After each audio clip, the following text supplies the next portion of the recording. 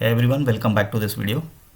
Guys आज के इस वीडियो में हम लोग देखने वाले हैं स्विच स्टेटमेंट और इसमें एग्जांपल नंबर 3 देखेंगे हम लोग कि एग्जांपल नंबर 3 में क्या खास है। कुछ बहुत स्पेशल नहीं है, समथिंग जैसे हम लोगों ने एग्जांपल 1 एंड एग्जांपल 2 को एक्सप्लोर किया था उसी के तरह है, बट थोड़ा सा मैंने सोचा कि स्विच स्टेटमेंट पर एक एग्जाम्पल और आपको देना चाहिए। तो इसमें क्या है कि सेम एज इट इज़ चलेगा, बट मैं करता क्या हूँ, कोड को एक बार के लिए क्लीन कर देता हूँ, बहुत ज़्यादा टाइम नहीं लूँगा आपका। और इसमें किया क्या कि यहाँ पे जितने केसेस बनाया था इन केसेस को मैंने किया क्लीन। और यहाँ पर अब हम लोगों ने कर लिया एक्शन बेस्ड कुछ एग्जांपल। इसमें किया कि जैसे सपोज करो कि आपने कुछ एक्शन लिखा अपडेट, ठीक है, अपडेट हमने एक एक्शन बनाया अपडेट का और यहाँ पर एक्शन पास करना है आपको, ठीक है, इस तरह से रखना है। एक्शन पास कर दिया स्विच एक्सप्रेशन स्विच स्टेटमेंट में, और यहाँ पर केस बनाया हमने। अब आप क्रिएट का बना सकते हो, क्रिएट कंसोल डॉट लॉग, यहाँ पर creating a new file, creating a new file, ये हमने कंसोल किया। ग्रेट। एक केस हमने बनाया रीड का,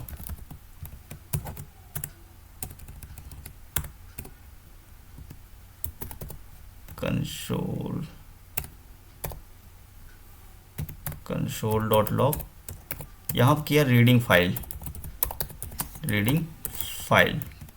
जो फाइल को हमने क्रिएट किया उसको रीड किया। इस केस में एक केस और बनाया, यहाँ पर हमने बनाया अपडेट का। डिफ़ॉल्ट में ये एक्शन आ रहा है, देखते हैं ये एक्शन का क्या मतलब है।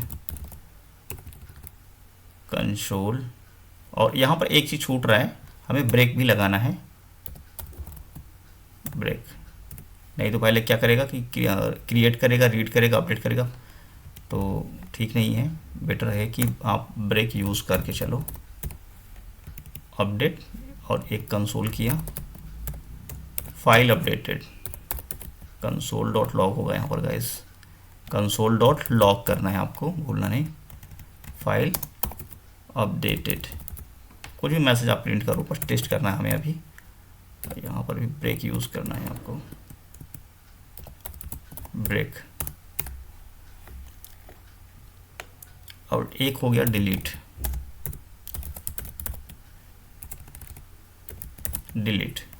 ये स्टेटमेंट हमने यूज़ किया। यहाँ पर भी एक्शन आ रहा है, चेक करते हैं एक्शन क्या अपडेटेड हो गया हो तो उसकी वजह से आ रहा हो, या फिर अगर एरर आएगा तो उसको रिमूव करेंगे, बग फिक्स करेंगे उसको। लॉक किया, डिलीटिंग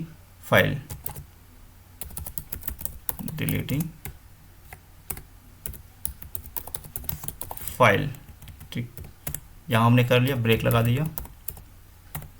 और एक आपको डिफ़ॉल्ट केस देना है, एक आपको क्या देना है, डिफ़ॉल्ट केस आपको देना ही देना है। अगर नहीं दोगे तो कोई एरर नहीं आएगा, बट दे दो तो बेटर रहेगा आपके लिए।